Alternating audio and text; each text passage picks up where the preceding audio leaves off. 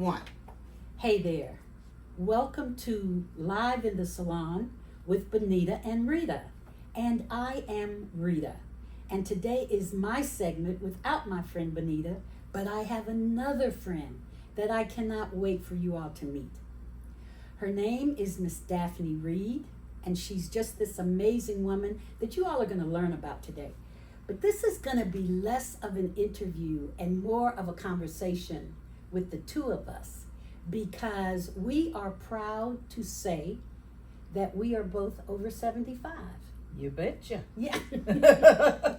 and we just met really close to your 70th. Oh, it was. I think it was your 70th. Yeah. Yeah, it probably was. Yeah. And you know, when you meet somebody, well, let me just say this: when you get to be the age that we are, you're like, yeah, I probably have enough friends. I don't really, you know, I think I'm doing good. I think we're doing good. But then we met, you know, and it was just so easy. It was, I saw you presenting something. I did. And it clicked. And I said, I want to talk to her. Yeah, yeah. And that began, hello, how are you? Exactly. And I remember that.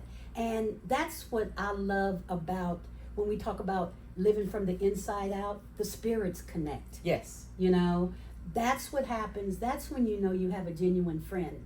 And so when we talk about even having front row, you know, we have a front row, and then most of the people we know are in the balcony. Oh. And then there are others that are in the parking lot. Gotcha. And this is on the stage of your life. I consider you front row.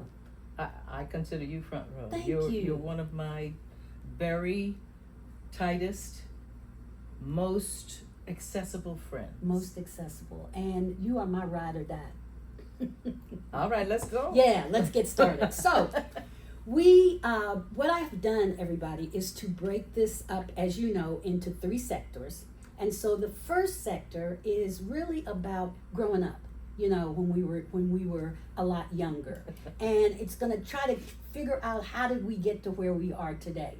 So I have some questions. Daphne has seen them. And so I'm just going to start with, what is one memory from your childhood or teen years that still makes you smile, and why? Very personal time. Oh. It was the day I lost my virginity. What?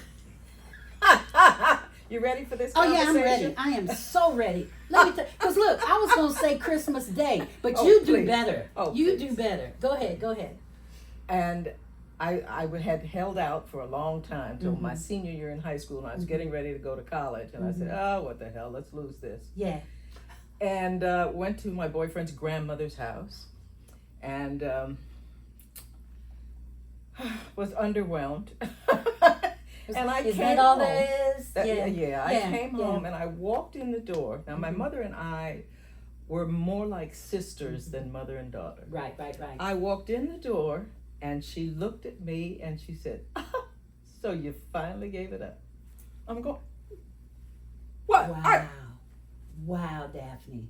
I had no idea she could read that. Awesome. It was. You know, very memorable. That is so cool, because, you know, even as you said, underwhelmed, there was something, and you know, it could have been just the essence of you. Oh, you know, something changed. Yeah. It changed. Yeah. My mom is a PK, your pastor's kid. So we would have never had that. Oh, my mother and I had very, very good. deep conversations. That's good. Because we were more like sisters. Yeah. My father was 14 years older than my mother, so when I was growing up, she and I were buds. Okay. Interesting.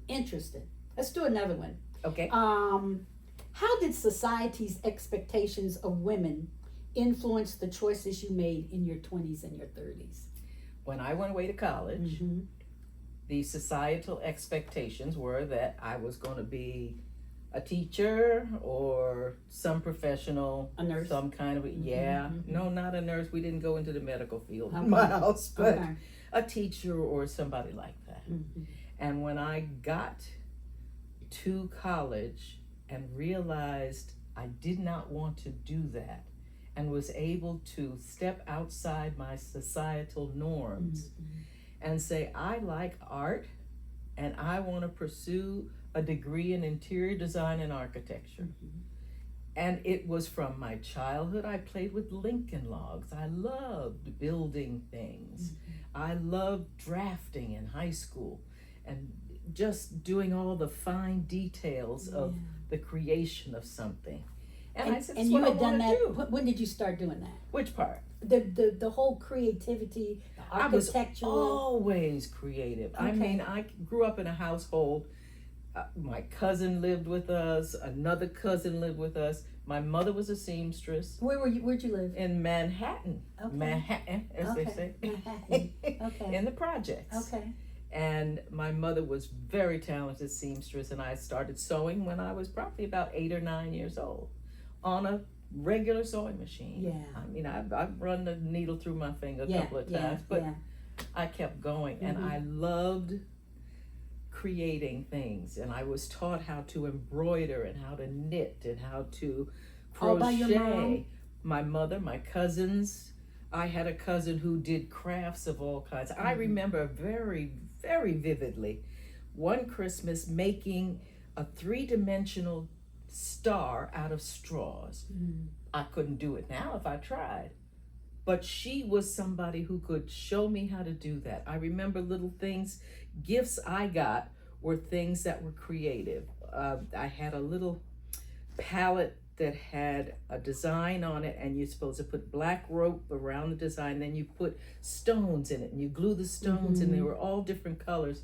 I used to love that stuff.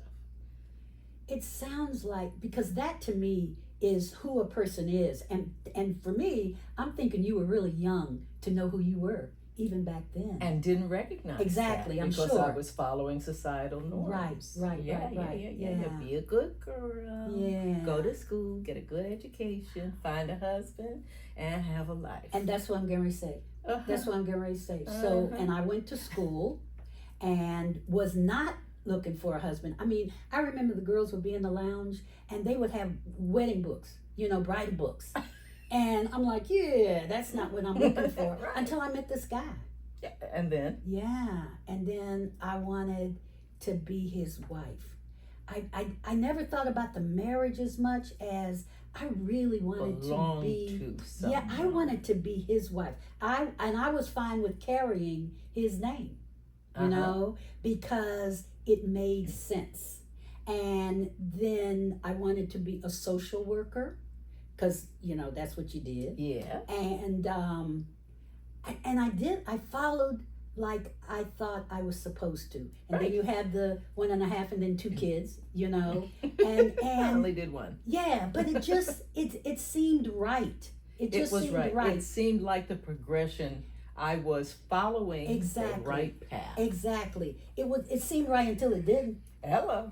Wait just a minute. Yeah. This is not feeling like I wanted to feel. But it's so different with these kids now, which I absolutely love, because they've got I was just following the path, and so many friends that I had, and that's what my mom wanted. You go to college, you get a husband, you have the children, you get the house, and then you live forever after. Well, you're only 28 Yeah. when all that happens, so what am I going to do for the next 60 years, So that's why I love talking with you, because you chose a different path, and it worked out for you. And it was a hard choice. It was a hard choice. I got married. I met my first husband the second day I was on campus. I had just come to Chicago from New York for the first time. I'm on campus. We have a program that we're going through. He's one of my counselors. I'm going, oh, what an interesting man. And he was a football player, and I was attracted to that. And he was kind and very sweet, and we bonded. And then nobody at school bothered me because I was Tubbs' girl. Right. I get it. So I didn't have to date, which I was not real comfortable in doing. I had one boyfriend that I left in New York. Thank you, bye. Thank you for the experience. And I'm done.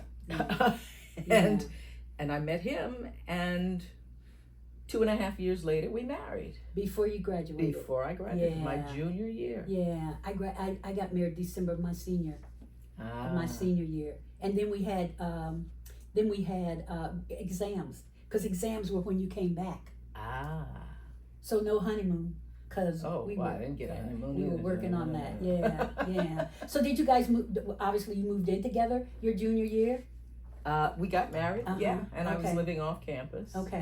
and working. I was always working all the way through college. Working doing what?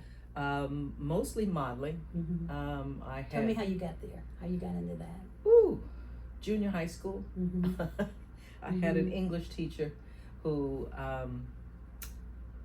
it was a special junior high school group, 7th, 8th, and 9th grade, and we were always together, all the same people, and it was a special progress enrichment program. So we were enriched. Yeah.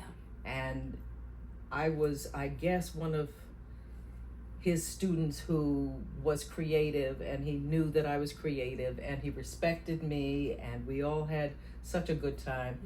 When I went to college, he sent my picture to a friend of his at 17 magazine. Okay. And I was selected to be in an issue called the Real Girl issue, which was a January issue, big format. And I was selected because I had gotten a merit scholarship. Okay. And I did this picture, big full page picture. I said, oh, isn't this nice? That's fun. And was back at school. And a woman called me and said, Eileen Ford, who was one of the top agents in New York, would like to meet with you. And I said, next time I go back to New York, I'll say hello.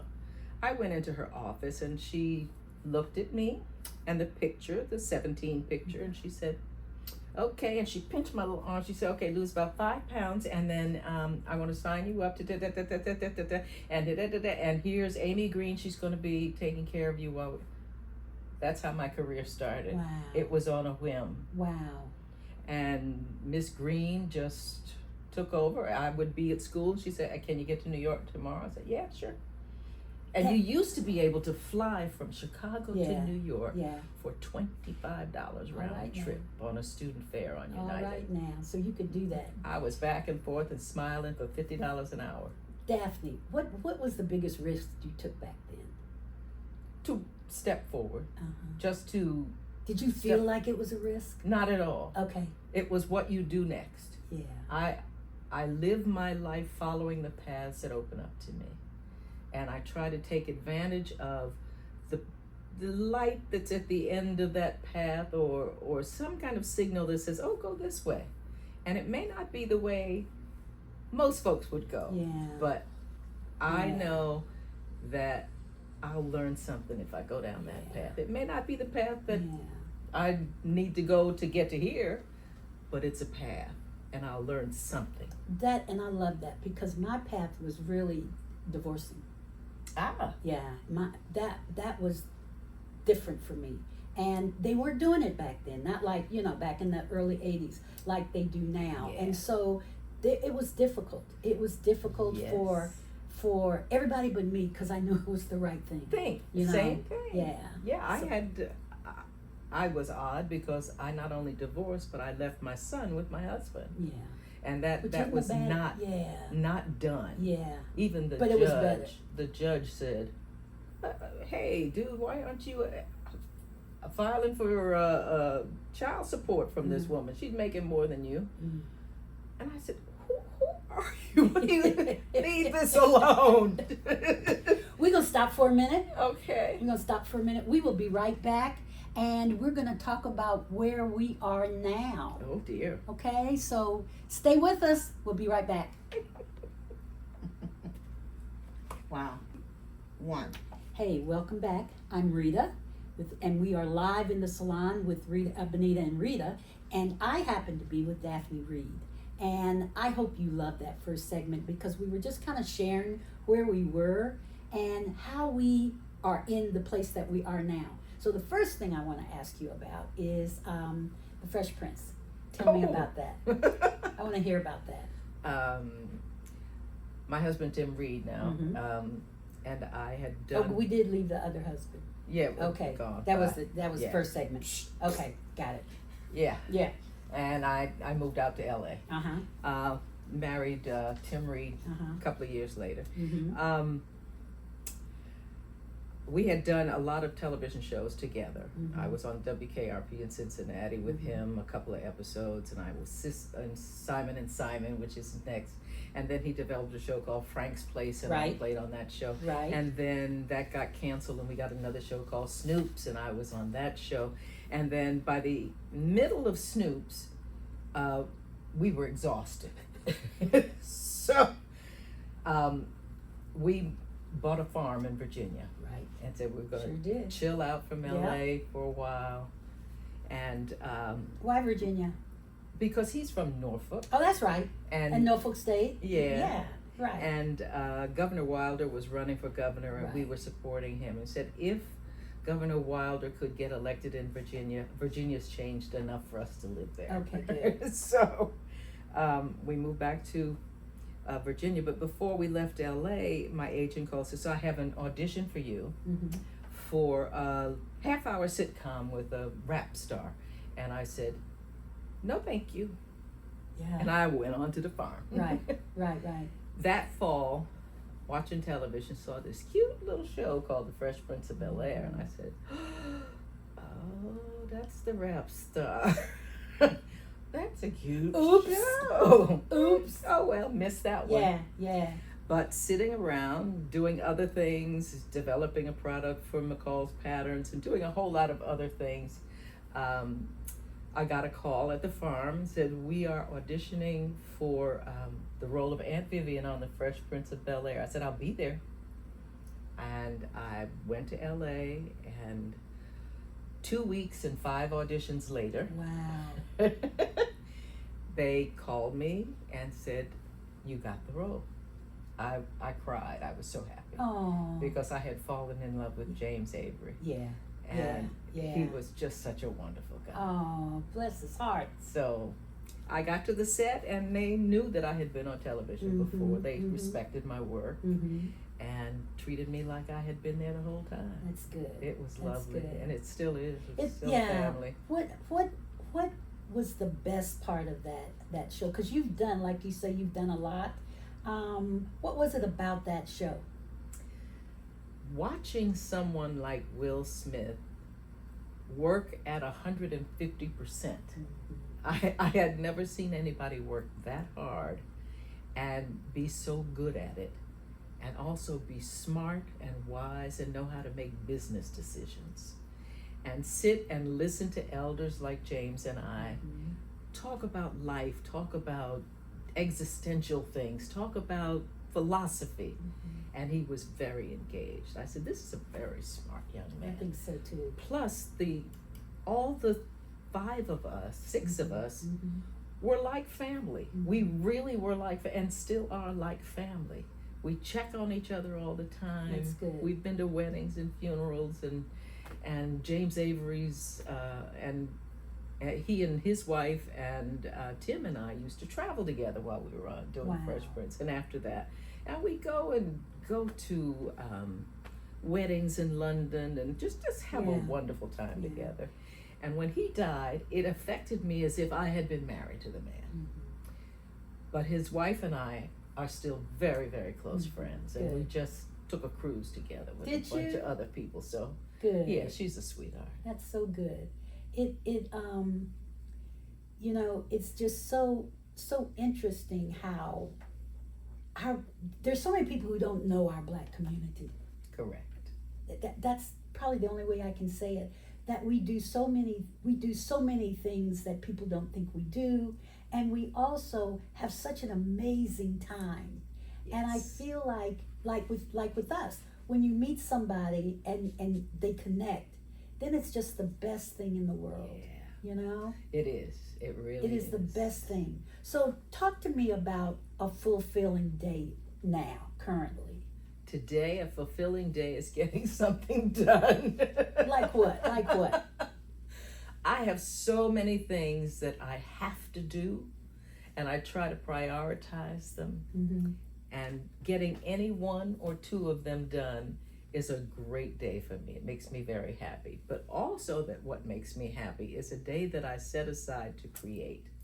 And I get to spend 7 hours on my sewing machine and making something that I know somebody wanted and would appreciate the art of. And that is very fulfilling for me. Finding new recipes and experimenting on my husband and my granddaughter. And is she living with you? Yes, okay. she is right So now. what is she? Going to be a junior? She has graduated from college. Sorry, it's been a while. She's I graduated love it. and I she's love deciding what she's going to do for Good. graduate school. So Good. she's with me probably till January. it. Okay. Good. And a joy for me, Good. an absolute joy. I know. So You loved her being there. I Mhm. just love her spirit Yeah. and her inner beauty just shines. And I'm, making sure. Okay, no, wait, no, that's good, but try this. It's wonderful to be that impactful on somebody's life. Which and is they how your mom was appreciate to it. you. Yes, You know. it so was. that- yeah. Yes. And I think I love having girls. I love having granddaughters, and we can wear each other's clothes and just do all Sorta, kinds yeah. of things. Yes, as a matter of fact, yeah. Yeah. She's yeah. been in my shoe closet. I'm sure she has. I'm sure she has. So that's a good day for It me. is. That sounds good. Here's another one. What is your definition of success? How has it evolved over time? I started out as success means reaching certain pinnacles that are prescribed. Whereas now success to me is fulfillment of how I task. feel. It has nothing to do with money. It has nothing to do with position, ranking. It has to do with, am I successful in the life I live, not in what I do? It's about being. Yes, Yeah. I've learned how to be. Yeah. Are you silent at times? Oh yeah, yeah. Because we talked about that. I appreciate silence. Yeah. Why? Because I hear myself when it's silent. I can't hear myself if I'm listening to the radio because I'm paying too much attention to it. So Yeah. So the stillness. stillness so is good. no problem for me. I can be anywhere and be still for an hour. Yeah, that's good. Yeah. So, and I know I'm probably jumping around a little bit, but I know that, your books, you got the cookbook, you cook, you've got the books of the doors. Talk a little bit about that. I started taking pictures when I was learning how to sew.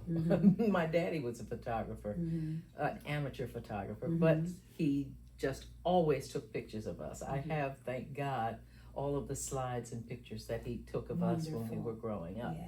So I have that to put in my memoir, and I'm attempting to write that at this moment. When I choose to take that path that day. Yeah. And so photography has always been, I've always had a camera and a sewing machine. Okay. No matter where I went to college, I went my first husband, everywhere I go, I got a camera and a sewing machine. Okay. If I don't have a chair, I got a camera and a sewing machine. Okay. And I started taking pictures as we traveled a lot. Tim and I traveled a lot around the world, and I would take pictures and realize, talking to some friends that I shared my pictures with, she said, you should put this in a gallery. And I'm going, you got to be a photographic artist to be in a gallery. And she said, okay. So on my 60th birthday, I said, you are now a photographic artist. There you go. Make it work. Yes. And I realized that I had been taking pictures of doors because of my architectural thoughts and from the craftsmanship of the doors and what God has done to the doors and the colors and the textures. And I had so many pictures of doors. I said, let me do a collection. Yeah. And I mounted the collection in Petersburg when we were living down there, and got comments from people. Oh yeah, okay, I'll think about that, and learned a lot of different things just by exposing myself. And after doing that, and the economy changed in 2008. Okay, I can't be selling $200 pictures off the wall because ain't nobody buying that kind of stuff. So I started, let me make something accessible. So I started making note cards. Right. And I made note card collections and had a ball doing that. It was a great creative expression. And I started making calendars of the doors. Right. So every year, a different country, doors of that country. And I was looking for something the other day, and I found my stack of all of the calendars that I had done. And I realized how much I had traveled. Yeah. And it just has been the most rewarding thing I've done in a long time. And that's one of my questions. What are two of your favorite places in the world? Oh, I have too many. But I can always go to Italy. I can always go to Italy. Where? Any place in Italy? Oh, Florence, Venice, anywhere but Rome. Okay. Now tell me that, because I understand Rome is different. Rome is different. But I like to start there for whatever reason. I guess because that's where I land typically. But I like to start there. But then I'm okay when I leave, because when the river is blah, blah, blah, Oh, Florence, the river is a mess in the summertime too, with the mosquitoes. But the art of Italy, the craftsmanship of Italy, the reality of the things that they do daily in Italy are more attuned to my spirit.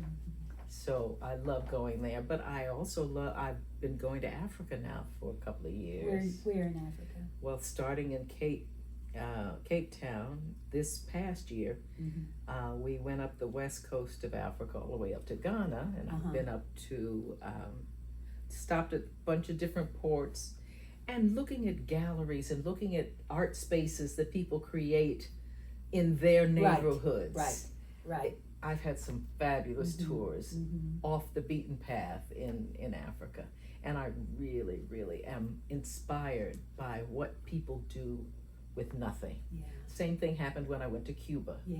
And I took several trips to Cuba. And I took one photographic trip to Cuba, down the west side of Cuba, past just the capital and stuff, going down to a whole lot of little cities. And I wrote a whole book on Cuba because it was so inspiring to see what people who are supposedly destitute can do with their lives and their art. Yeah. So we went to Ghana, and I wanted to go for one reason, and that was to see the castles, the Door of No Return. Oh yeah. And the castles. And there were 13 of us that went, and it was a really good trip. And everybody I know had different reasons for going, which was really cool. What I noticed though was how the children, with their little uniforms on, look at the little Catholic uniforms with no shoes, playing in the dirt, just were having the best time. And at one point there was a bus that came, and I mean they were like to the window like this. There were so many children on the bus, they could barely wave. But it just showed me how you don't know what you're missing if you've never had it. Thank you. And you can have joy with what you've got. And I'm telling you, that was really important for me to see that. And it was just a beautiful time. Good. Good, I do want to go to the southern part, but to South Africa, but Italy is also my heart. So yeah. The only place that I really want to go, and I haven't been to yet, is Greece. Because my name is Greek. Yes. And I've always studied all of that mythology and stuff, and find it fascinating, those stories. And the architecture and the colors of Santorini and all those islands. And Mount Vesuvius. Yeah. So we'll be back. Okay. We've got one more segment. I am so glad that you're still with us. And I want you to begin now. As you're looking at this, you can send me chats. Just chat to me at ritaricks.com and go to contact us. We'll be right back. Okay, Rita, 1. We are back.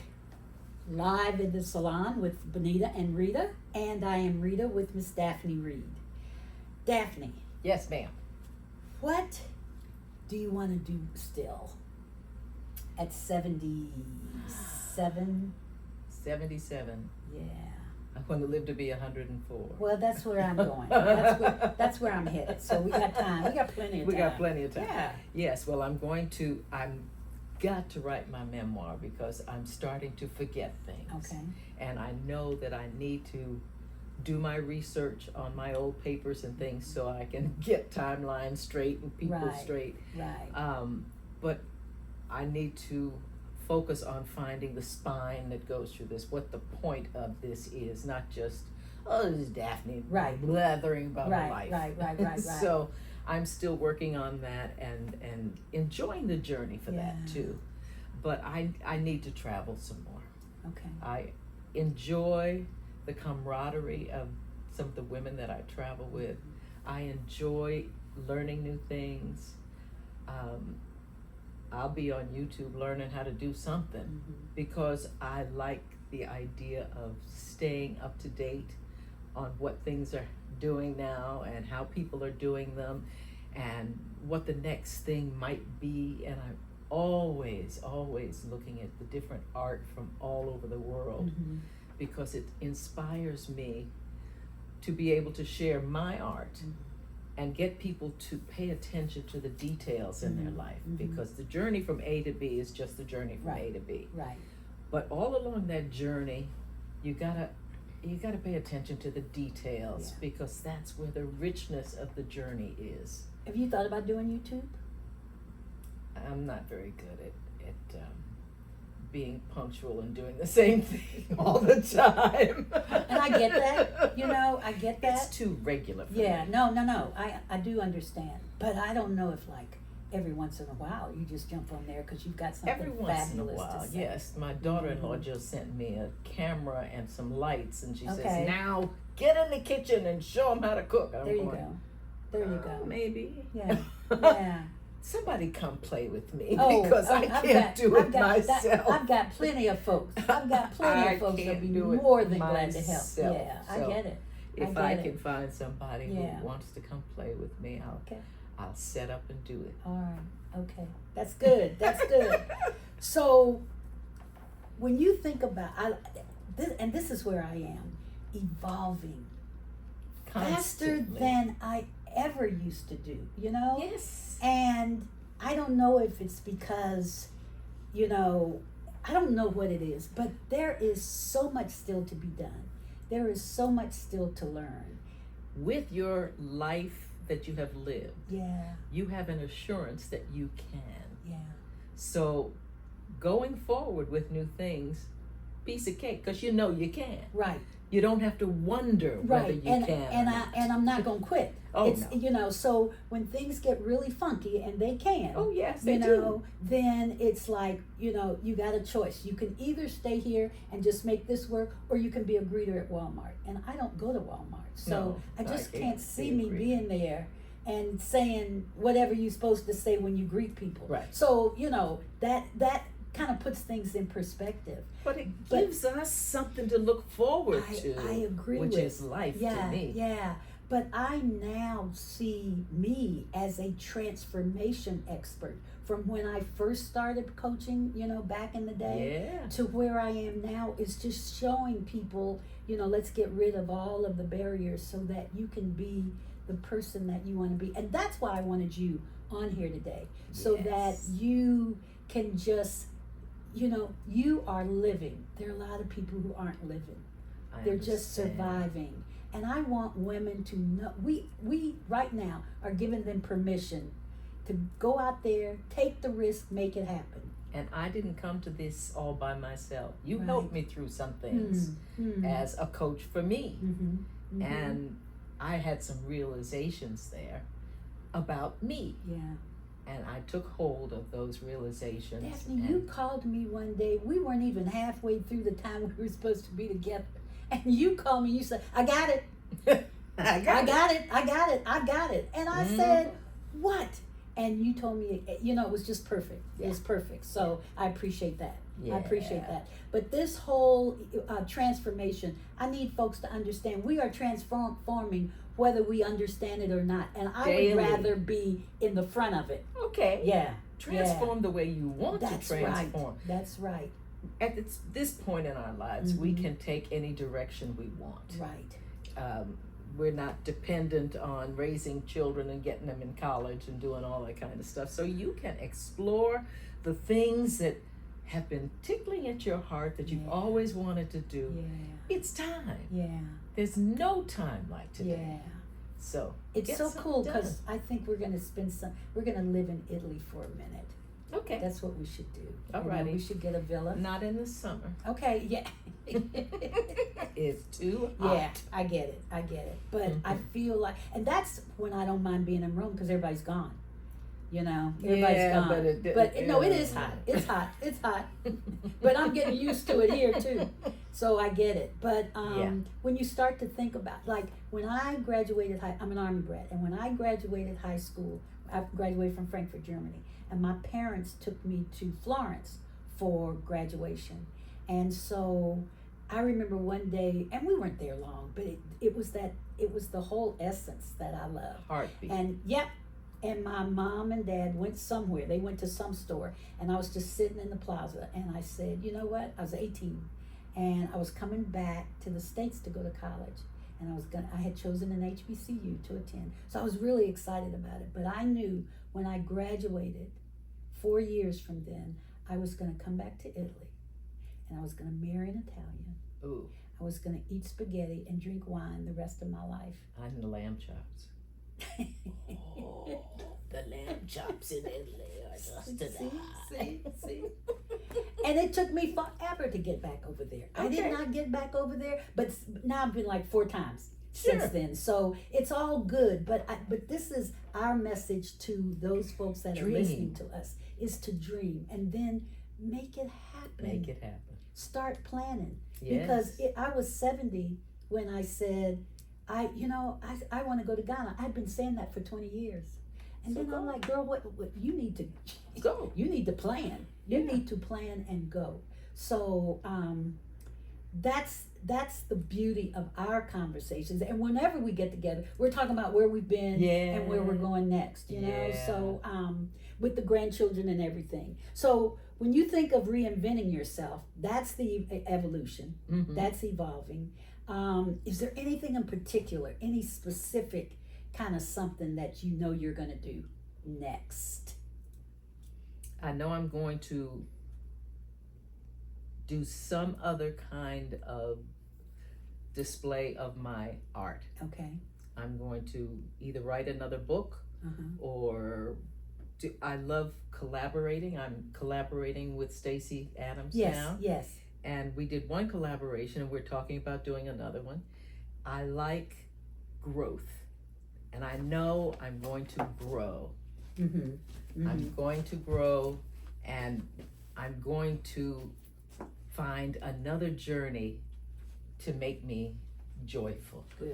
Good. What will that look like? Oh, I just keep smiling more. Yeah. Because my life is full of joy. And that's another word I want you to talk about, because that's when you know you're living from the inside out. Because I'm happy when the sun is shining. I'm not so happy when it's not shining. Right. You know, that's out here. That's our environment. But in order for us to maintain that joy, we have to have it in here, because it stays no matter what's happening. No matter what's happening. I know I am so joyful to be alive and in my right mind, as they said. Yeah. Girl, I be trying to find that mind. I be trying to find it sometimes. But you're right. Sometimes. I mean, you know, do you go to funerals a lot? I try not to. I'll watch them on the video. But I only very, very close people. Exactly. And sometimes not even then. Yeah, because it is tough. And I would say about being this age, that's probably the toughest. It's the little part. Tinkle in the back, and said, well, I could be dead soon. Yeah. Which I'm sure for you too is for me. Okay, girl, you got today. Do it today. Let's be present. You know. And there was a gentleman that I was very fond who mentored me, and he used to say, "This moment matters." Yes, and it does. If you look at your life, all the little things that you thought didn't make any sense. Why is this happening? it mattered because it brought you to there and it brought you to there.